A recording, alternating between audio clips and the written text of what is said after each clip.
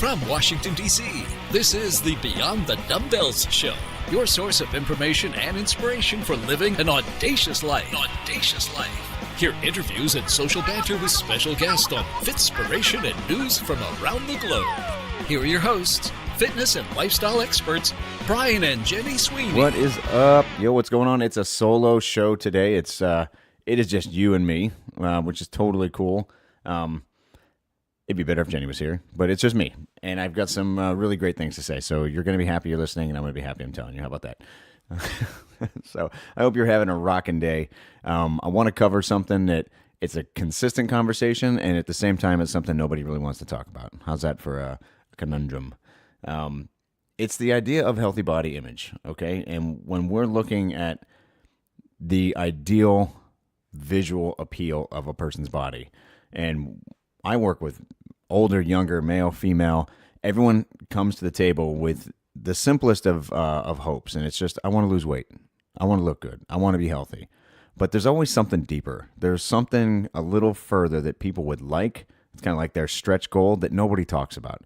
And those goals are influenced by knucklehead celebrities, knucklehead celebrity trainers, magazines, marketing, every other kind of misleading and psychologically damaging influencer that tells you that if you don't look like that person, you're unaccepted.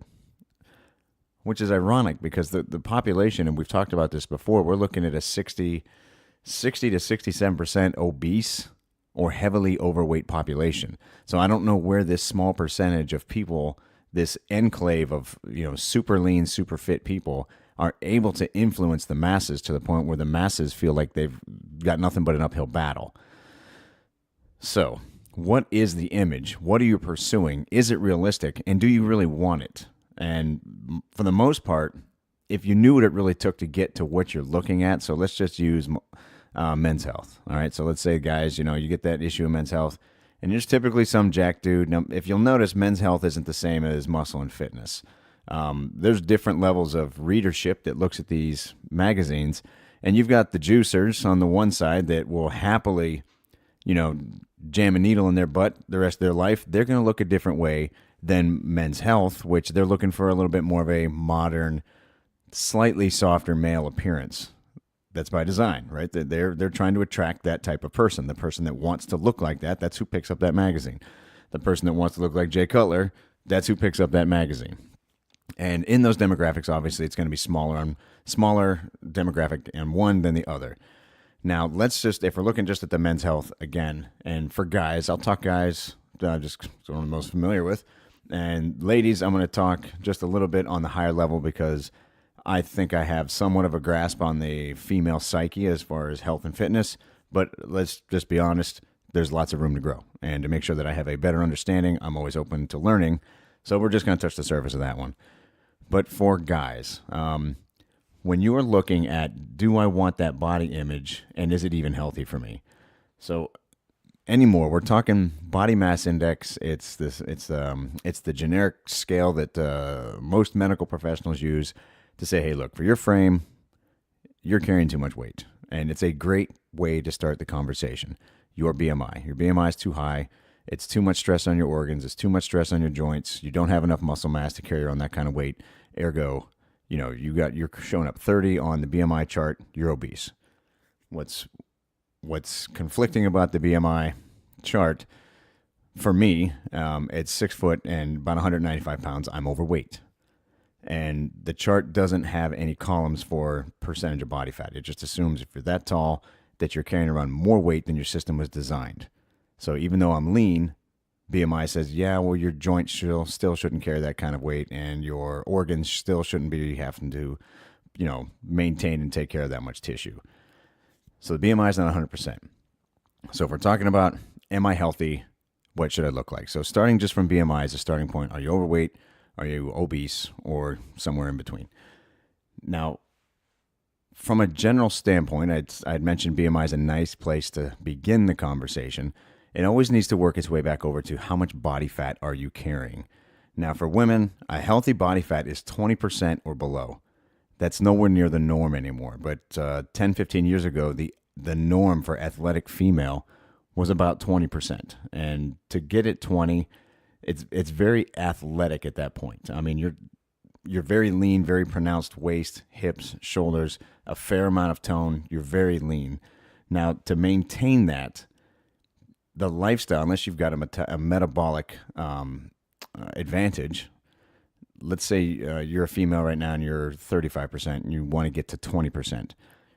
Depending on your lifestyle, your body type, any medical condition, the idea that you're going to pick an image and say, I want to pursue that, may not be what you want, okay? Because the trade-offs for a female being anywhere near 20%, you have to plan everything. Social sacrifices have to be had, which means barbecues, alcohol, happy hours, all those things to maintain that level, they go away. Okay, and that's the trade-off. So there's pockets where people kill themselves Monday through Friday at the gym. They starve themselves, or they don't eat, or they do ridiculous meal plans and ridiculous shakes. And on the weekends, because they're not doing the extra sacrifice, they're never going to get close to that 20% image that they're looking for. Because to get there and to hold it, it takes work. All right, and it's not impossible by any stretch. If you want it, you'll get it. Now, the other part of that is that anyone around 20% rarely eats out. And again, I'm not talking about people that have the metabolic advantage. You're just a hard gainer, or you've just been athletic your whole life. Those are anomalies, okay? So we're talking about someone that needs to nutritionalize and exercise their way down from a higher number to a lower number. So people that typically exist around the 20% mark, females, you food prep a lot. There's a lot of planning. There's a lot of shopping. There's very little eating out. Okay, so to be able to maintain that level, are you prepared to do it? Now, once you get there, it's easy to maintain. Energy levels will stay good. You're going to sleep great. Very likely you're going to be at high risk for any preventable diseases at 20%, which is why 20 is the ideal. Okay? Now, females, for ladies, when you get down into the 20, just sub 20, it's even more planning. It's even more consistent energy. What's the word? Expenditure. You're going to have to actually do more targeted exercise. You're probably going to have to change up your routine just because of adaptation and muscle memory. So now you're working even harder to get just a little bit lower. And now when we're talking about 19% or lower, so I said 20, but just a little bit lower than that, somewhere 16 to 19, you're now into the athletic appearance, athletic conditioning. You've got no time for social activities. You're not eating out at all. You don't drink, but you're going to look like a movie star. You're going to have that body type of someone that you might see on a magazine that just looks like they've got it all put together. And in your mindset, since you've been trying hard and you're not getting anywhere close to it, you feel like a failure. So you're like, it's not going to work. So I'm going to give up. So to pursue that body type, is it something you really want? Do you have those trade-offs that you're willing to sacrifice? Are you okay saying no in the social situations? You do not eat out ever. You do work out like a monster. You pack your food even when you travel on planes. Everything's prepped, timed, and planned. That's the lifestyle of most of the people you see in Oxygen magazine. Anywhere around that 20%. Okay? Now, for guys, it gets even worse. And for ladies, again, we're not even factoring in the hormone requirements. Okay? If your hormones have shifted at all, or you've got anything going on that your thyroid's not functioning the way it's supposed to, your gut's not functioning the way it's supposed to, you have any type of digestive problems, and that's either from the stomach or all the way out, it's going to influence your ability to even see consistent progress to keep you in the game. So when you take that resistance and then you add all this discipline and the attempts at exercise and everything else to make it go, when it doesn't move, to look at something visually and say, it's not working, I give up, I quit, it's never going to happen. And again, I'm not saying that you can't do it. What I'm saying is it realistic? And are you happy pursuing that type of a lifestyle? Now, for guys, it gets into the same thing. When you're talking about guys that want to see six-packs, for men more than women, the social aspect and the meal planning and the prep, guys can exercise. Guys will go out, and if all they had to do was run or lift or do something to sweat, it would be easy. But unfortunately, very similar to females, as hormones start to shift, and with guys, once we start dropping testosterone, the lower the testosterone gets, the higher the estrogen markers, the biomarkers will start to appear, And guys can actually become, as they get older, slightly chick-like. Okay, and that's where you start holding onto body fat in weird places that you didn't used to. The tricep area, the pec area, the typical androgen sites on the body that are normally very thin and lean skin folds, they become thicker. The abdomen, the thighs, all those things start to come on because just of the hormone shift. So low T, you start seeing problems. And remember, of course, the doctor's going to tell you you're within normal range. Don't worry about it. But normal for you now means weight gain, and you don't sleep great, and you don't feel great. And because of your appearance, you don't have the confidence that you used to. So for guys, because most of them don't do the planning, the prepping, most of them will not. I don't know many guy friends myself that are willing to sit in the middle of a social session and say, I'm not drinking right now because I want to work on my six-pack. Very few. Of course, they're out there, but the majority no. When you end up struggling, looking up the hill and realizing that the amount of work between the image you're chasing, where you are today, and then the work that has to go into it, this is meant to give you a little bit of a, kind of let you off the hook a little bit. Because we chase images that aren't realistic, and all those images, they don't come with disclaimers. Oh, by the way, Scarlett Johansson never eats out. She's eating 1,100 calories a day. She does cardio 2 hours in the morning, 2 hours at night. I'm making all this up. 2 hours in the morning, 2 hours at night. She has a personal trainer. She has a personal cook. She has this, and this. Those disclaimers aren't on those pictures. You just look at that person and say, I would love to have that body type. Or if you're a dude, you're like, oh my gosh, that dude is jacked. He's ripped. It's got to come so easy. They have handmade, tailored programs. They've got people keeping them online, keeping them accountable, keeping them out of social situations where they're going to end up maybe getting tempted or pushed into the wrong direction. You don't have that. Neither do I. So assess your want, not just with realistic goals, but look at it and say, I'm willing to sacrifice one social setting a week where I will do something that encourages my health and my fitness versus stepping into something that's just going to keep setting me back over and over. You can't do happy hour on Thursday, Friday, Saturday, and then roll into the gym on Monday and be like, yeah, coach, I'm back on plan. You're nowhere near on plan, which is cool.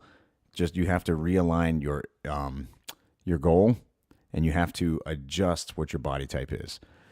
Now, typically, so what we were talking about the ladies getting down to around 20% is healthy. Guys, if you want to see a real good six-pack, you need to be around 10, 12% body fat. Now, once you do get low like that, the cravings and things for male and female, most cravings calm down. As long as you're nutritionalizing properly, you're not going to have those swings. And by nutritionalizing, the processed food is out. The artificial sugars are out. You're not dealing with the highs and lows that typically heavier folks with a very poor diet, it's like schizophrenic cravings. I mean, you can be one thing 1 minute, something else the next, and then you start dealing with, it's not, if you ever have those moments where you feel like you're crazy, it's not you. It's the food. And the food that ends up, your cravings are up and down, which means your moods are up and down, which means your sleep is good and sometimes bad, which means your energy for working out is sometimes good, sometimes bad. Your recovery, sometimes good, sometimes bad. That all plays into how you nutritionalize, okay? I'm jumping all over the place, but there's so much that's tied into the body image. And I don't want you guys thinking, what's the point? And I should just give up. I'm asking you to pick a body type that is closer to your build. So if you're short and stocky, find someone that's short and stocky that's got the lean amount of weight that you want. Use it as a target. Never look at somebody else and say, that's what I want to look like.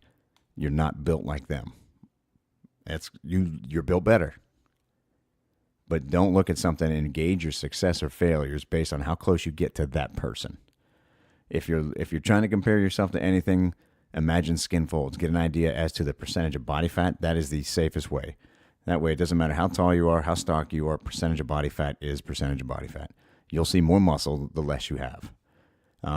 So ladies, you want to be around 20%. That's a great target, 20 to 24. You're still going to have great shoulders. You're going to have an outline of a six-pack. You're going to see some definition in your legs. As soon as you get 20 and just below, a lot of things are going to start to pop. Now, the absolute best way to figure out your body fat, calipers, or if you have a bioimpedance, but expect a 2 to 3% swing depending on your hydration levels and how wonky that particular machine you're using is. Now, for guys, once you get around 20%, there's not a whole lot of definition at all. You'll have more likely, you won't have that lean waist appeal. You're going to have a little bit of extra tissue around the pecs and the triceps. But once you get down into the 10 to 15, you start seeing more of a V shape to produce itself. You start seeing the outline of your six pack. You're going to see a little bit of outline in your legs. But then once you hit 10 to 12, that's where the big V starts coming in. The shoulders look broad. The back looks wide. The hips start to cut in a little bit. A lot of definition in your calf and your legs. Now, when you get even further, ladies, you're looking at really competitive athletes at below 16. Guys, anytime you get around 9% and lower, you're super vascular. Sleep is usually consistent as long as the food is consistent. But again, the trade-offs. I have to be more of the social psycho just for me to maintain my level. And there's a lot of times that I have to say no to a lot of things. And it's typically not the lifestyle I want to live, but because I'm in the fitness profession, I would never ask somebody to do something I won't do myself. That's the number one reason I do it. But I wouldn't recommend people live my type of lifestyle. I'm a little bit cray-cray with the way that I will and won't eat things and when and how I train. But once the discipline's there, once you get to that low body weight, it's easy to maintain as long as you just do the basics, okay? Now for ladies, once you do get sub-low, you're talking almost competitive level. When you get around to 12 to 14%, you're going to start seeing metabolic changes change the way things function. So menses will change. Obviously, you get a lot leaner. It takes a lot more discipline. Hormones are affected. And when I left out the best part, guys, once you get that low and you've got so little body fat, sex drive is usually out the window.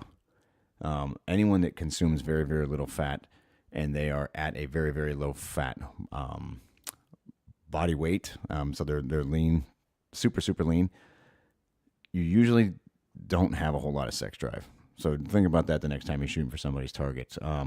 Without modifications or very, very good rest, you're at high risk for a dead libido at that point too. So a lot of times people might not want that.